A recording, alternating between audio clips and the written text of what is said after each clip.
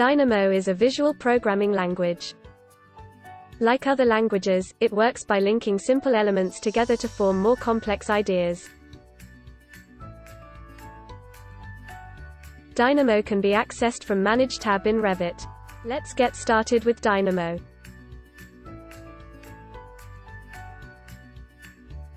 This is Dynamo Workspace, and what you see on screen is a simple Dynamo graph.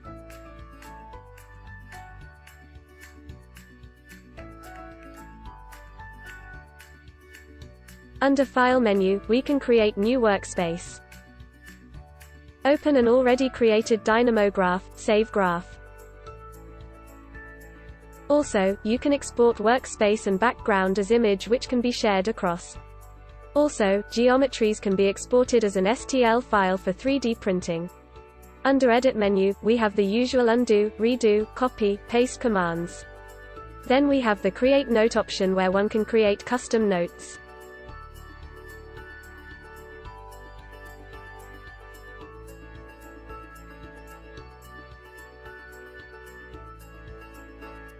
We can group a set of nodes using Create Group option.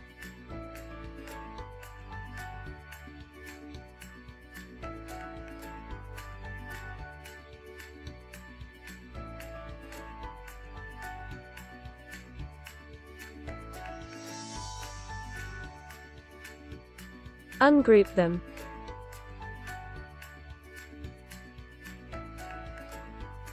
There is also Select All, Align Selection, Clean Up Node Layout, etc.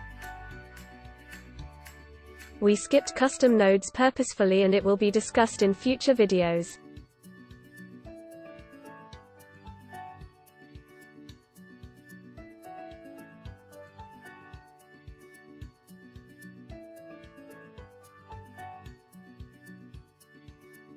Under View menu, apart from the usual zoom, pan options, we have connectors where we can choose the connector type to polyline or curves.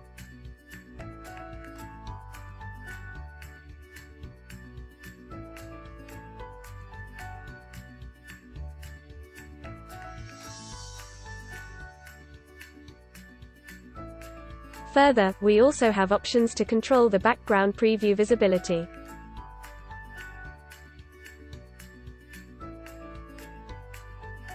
Next we have packages. Again, the same will be discussed in future videos. Few important settings are number format, where you can choose the precision. Render precision, where the precision can be set to low or high.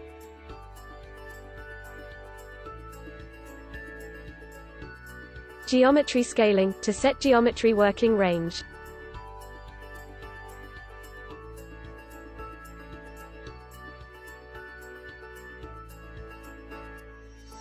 Finally, there is an option to manage node and package paths. Under the Help menu, we have the sample Dynamo scripts which can be used to understand how nodes and graphs behave.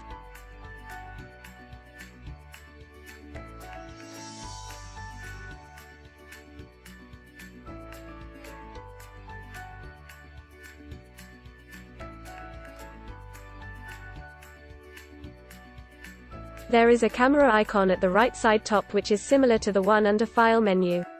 This menu will export the workspace as a PNG image.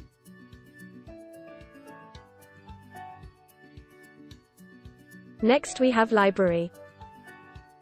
In Library, we have set of pre-defined functions as nodes which can be used in a graph to perform desired functions.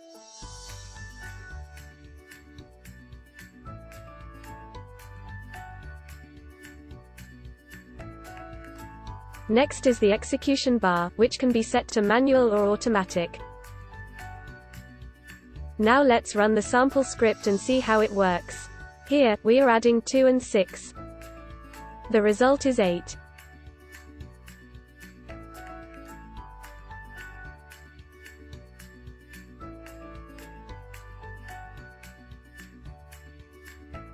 Next we have Fit to Screen, Zoom In, Zoom Out, Pan options.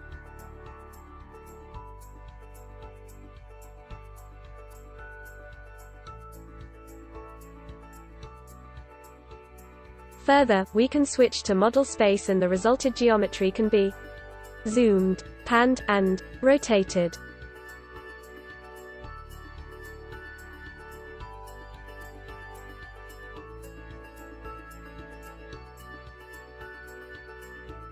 To summarize, we saw menu bar, where we had File, Edit, View, Packages, Settings and Help. Then, Toolbar, where we had New, Open, Save, Undo and Redo. Library, where set of predefined functions were available as nodes. Execution bar, and Workspace.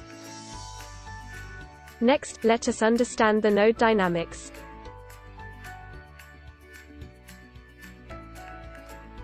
Go to Library, and select a node.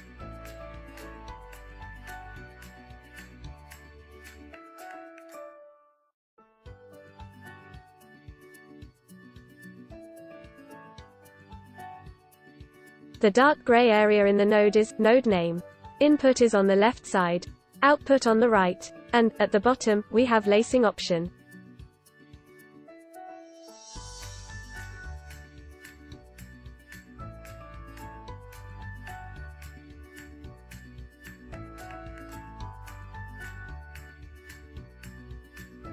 The input is a double, and also, the default value is set as 0. This appearance means, the node is executed with default values. When the node is selected, it is highlighted with blue border.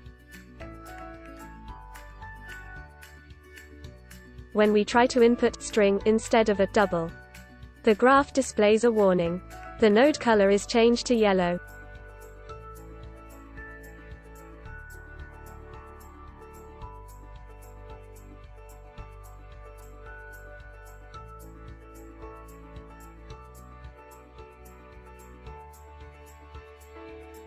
We will see an example with number as input.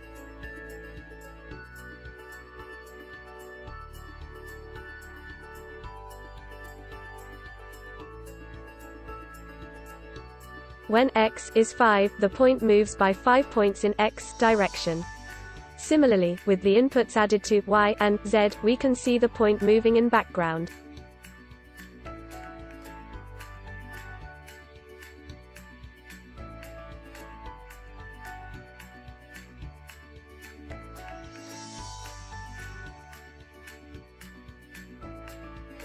Next, when we try to input a string instead of number, the graph shows error, highlighted in red color.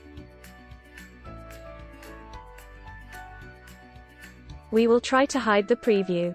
When the preview button is turned off, the node turns blue. We can see the point disappear in background.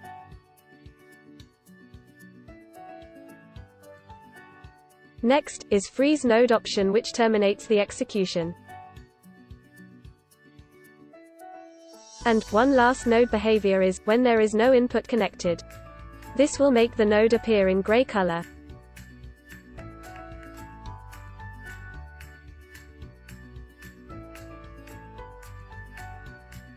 We can use the Pin button option, at the bottom of the node, to display the output.